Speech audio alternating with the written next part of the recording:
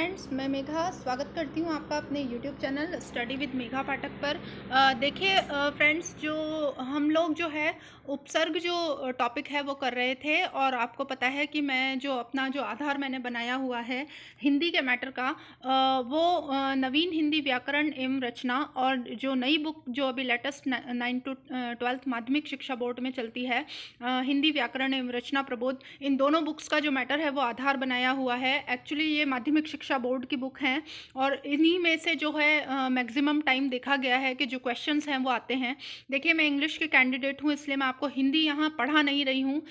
बस इन जो है इस मैटर का मकसद सिर्फ यही है कि आप लोगों के सामने जो माध्यमिक शिक्षा बोर्ड की बुक में जितना भी स्टडी मटेरियल दे रखा है हमारे टॉपिक से रिलेटेड, वो एक बार हम ज़रूर अपनी आंखों के आगे से निकालें, उसकी थोड़ी प्रैक्टिस करके जाएं, क्योंकि जो है मैक्सिमम टाइम यहीं से क्वेश्चंस जो है पूछे जाते हैं, और हमको उसका जो बेनिफिट है वो पेपर में देखने को मिले। हम जो है ऐसी कोई चीज़ ना पढ़ें कि हम मेहनत भी कर लें और पेपर में जो है रेलेवेंट चीज़ हमको देखने को ना मिले। तो इसीलिए जो हिंदी का जो है मैंने माध्यमिक शिक्षा बोर्ड की बुक्स जो हैं प्रेफर की हैं आप लोगों को प्रैक्टिस करवाने के लिए। देखिए, उपसर्ग का जो है हम टॉपिक जो है वो पूरा कंप्लीट कर चुके थे, और जो उसकी जो अभ्यास प्रश्न हैं जो पुस्तक के अंदर दिए गए हैं वो भी हम कंप्लीट कर चुके थे। अब जो मैं लेकर के आई हूँ, आज ये लास्ट वीडियो रहेगा उपसर्ग से संबंधित जो है लास्ट वीडियो है, और वो मैं इसमें जो जितने भी अभ्यास प्रश्न थे मैं आपको नवीन हिंदी व्याकरण के तो करवा ही चुकी हूँ। इसके अलावा जो हिंदी व्याकरण एवं रचना प्रबोध के अंदर जो भी दिए गए हैं अभ्यास प्रश्न, वो भी हम एक बार देख लेंगे। तो देखिए, जो फ्रेंड्स नए जुड़े हैं मेरे वीडियोस के साथ, वो प्लीज़ मेरे चैनल को सब्सक्राइब कर लें, वीडियो को लाइक करें, दोस्तों के साथ शेयर करें, जो लोग प्रिपरेशन कर रहे हैं उन तक पहुँचाएँ। देखिए, बहुत ही इम्पॉर्टेंट मैटर आपको यहाँ पर देखने को मिलेगा मेरे चैनल पर, और जो बेल आइकन है उसे प्लीज़ आप लोग प्रेस कर दें। मैं रेगुलर वीडियोस अपलोड करती हूँ ताकि आप तक जो वीडियोस है उसका नोटिफिकेशन पहुँच सके। देखिए, जो फ्रेंड्स नए जुड़े हैं प्लीज़ एक बार चैनल पर विजिट करें। काफ़ी सारा मैटर उनको देखने को मिलेगा। मनोविज्ञान के बहुत ही इंपॉर्टेंट क्वेश्चंस मैंने वहाँ पर डाले हुए हैं।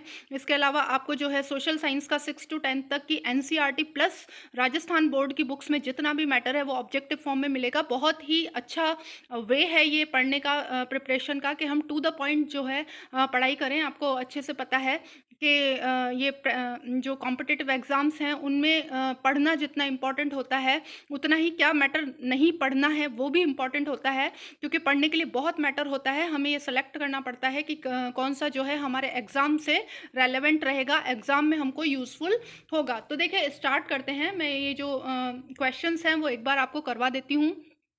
क्वेश्चन नंबर 1 है, निम्न में से किसमें अ उपसर्ग का उपयोग हुआ है? तो देखिए, अनुज, अनुगामी, अटल और अनपढ़।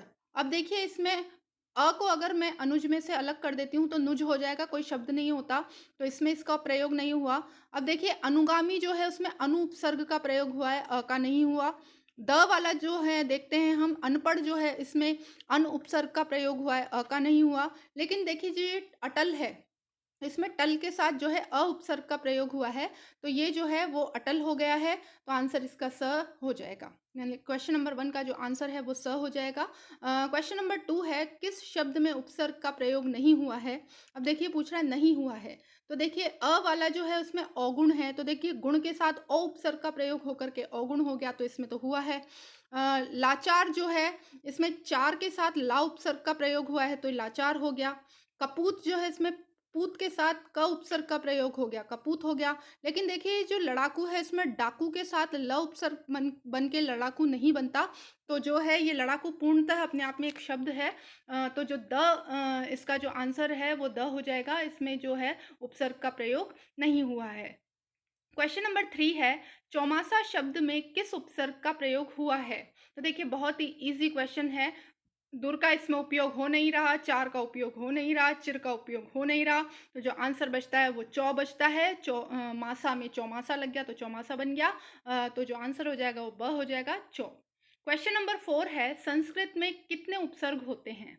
ए 30, ब 29, स 19, या द 22। तो देखिए ये जो क्वेश्चन है, जब हमने नवीन हिंदी व्याकरण एवं रचना के जो अभ्यास प्रश्न हैं वो सॉल्व करे थे, तो वहाँ पर भी ये क्वेश्चन हमने देखा था। जिन लोगों ने वीडियो नहीं देखा है, जो प्लीज़ जा करके देखें, बहुत ही यूज़फुल मैटर है। वहाँ पर भी हमने ये जो है क्वेश्चन सॉल्व करा था, तो इसका जो आंसर हो जाएगा द हो जाएगा 22। दोनों बुक्स में क्वेश्चन है, इसका मतलब बहुत ही इंपॉर्टेंट क्वेश्चन है। हो सकता है कि प्रायोरिटी है कि देखने को मिले हमें एग्जाम में। हाँ, अब देखिए ये कुछ शब्द हैं जो दे रखे हैं, जिनमें से हमको जो है उपसर्ग को अलग करना है। अब देखिए उपसर्ग इनमें से छाँटने हैं हमको कि उपसर्ग कौन से हैं, तो मैं थोड़ा-सा आप लोगों के लिए सॉल्व करके ले आई हूँ। हालाँकि मैं इंग्लिश की कैंडिडेट हूँ, हिंदी मुझे इतना अच्छे से नहीं आती, लेकिन फिर भी जो भी मुझ पे बन पड़ रहा है आप लोगों की मदद के लिए, वो मैं कर रही हूँ पूरी तरीके से। और जो गलत मैटर है वो नहीं पढ़ाया जाएगा।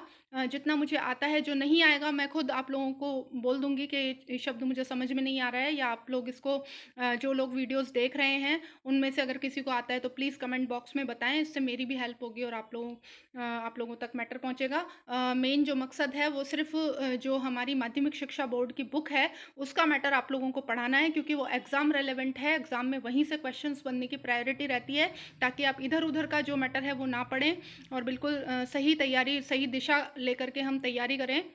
इस मकसद से जो है हिंदी मैं आप लोगों को यहाँ पर प्रोवाइड करवा रही हूँ, पढ़ा नहीं रही हूँ, हिंदी मैं आपको प्रोवाइड करवा रही हूँ। मैंने आपको पहले ही बता दिया है।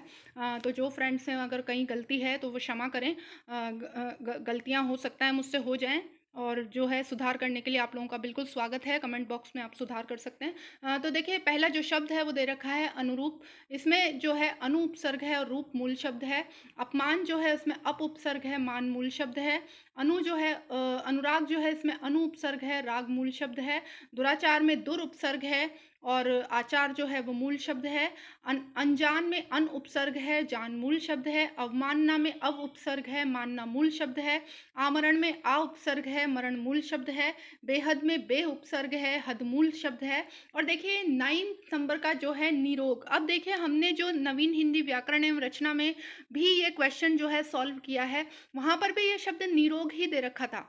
जबकि मेरे अकॉर्डिंग जो है एक्चुअली इसका संधि विच्छेद जो है वो निह प्लस रोग होता है, और मेरे अकॉर्डिंग जो ई की मात्रा है वो यहाँ पर कोई दीर्घ संधि जैसा, क्योंकि आपको पता है उपसर्ग में आधी से ज़्यादा संधि चलती है, संधि के अंदर उपसर्ग आई जाते हैं। तो देखिए ये जो है नी, अगर दीर्घ संधि हो रही होती किसी भी तरीके से तो बड़ी ई की मात्रा हो जाती, लेकिन क्योंकि यहाँ पर इस तरीके का कोई योग दिखाई नहीं दे रहा है, केवल जो विसर्ग है उसका लोप होकर के जो शब्द है वो एज इट इज़ जुड़ रहा है। ये एक नियम भी है संधि में, जब हमने पढ़े थे, मैंने आपको संधि पढ़ा चुकी हूँ, जिन्होंने वीडियोज़ नहीं देखे हैं वो देखें, कि वहाँ पर एक नियम मैंने बताया था कि जो विसर्ग है उसका लोप हो जाता है, और जो शब्द है वो एज इट इज़ रहता है। तो देखिए इसमें क्योंकि र आ रहा है पीछे, और वर्ग का जो है प्रथम शब्द अगर आता है तो जो विसर्ग है उसका, यानी कि अगर अ नहीं आता है पीछे और वर्ग का प्रथम शब्द आता है तो जो विसर्ग है उसका लोप हो जाता है। तो देखिए उसी तरीके से बन रहा है, लेकिन मेरे अकॉर्डिंग जो ये शब्द है वो निरोग होना चाहिए, ना कि निरोग होना चाहिए। हालाँकि ये दोनों बुक्स में निरोग ही दे दिया हुआ है। तो जिन फ्रेंड्स को ये लग रहा है कि मैं गलत हूँ, तो प्लीज़ कमेंट करके बताएँ, और मुझे भी सही शब्द बताएँ कि आखिर सही शब्द क्या है इसका। तो देखिए जो भी फ्रेंड्स मुझे सुन रहे हैं इस वक्त, और जिनको ये पता है कि निरोग अगर सही है और उसका सही संधि विच्छेद, यानी कि उसमें से जो आपका उपसर्ग है जो आप अगर अलग कर सकते हैं तो वो मुझे बताएं, और मुझे ये भी बताएं कि क्या ये जो है मेरे अकॉर्डिंग तो यही सही है। क्या मैंने जो संधि विच्छेद किया है इसका, और जो उपसर्ग आप लोगों के लिए निकाला है वो क्या सही है, तो ये भी प्लीज़ आप लोग मुझे बताएं। देखिए इसी के साथ जो है हमारे उपसर्ग जो हैं वो ख़त्म होते हैं आज। उपसर्ग का टॉपिक ख़त्म होता है। इसके बाद मैं आप लोगों को जो प्रत्यय का मैटर है वो पूरा प्रोवाइड करवा दूँगी। नवीन हिंदी व्याकरण एवं रचना प्रबोध में जो नवीन हिंदी व्याकरण एवं रचना और हिंदी व्याकरण एवं रचना प्रबोध, इन दोनों बुक्स में प्रत्यय से संबंधित जो भी मैटर है, जितने भी शब्द हैं वो सब मैं आप लोगों को करवाऊँगी। प्रैक्टिस भी जो अगर दे रखी है तो हम उसको भी देखेंगे। तो देखिए मिलते हैं नेक्स्ट वीडियो में प्रत्यय के साथ।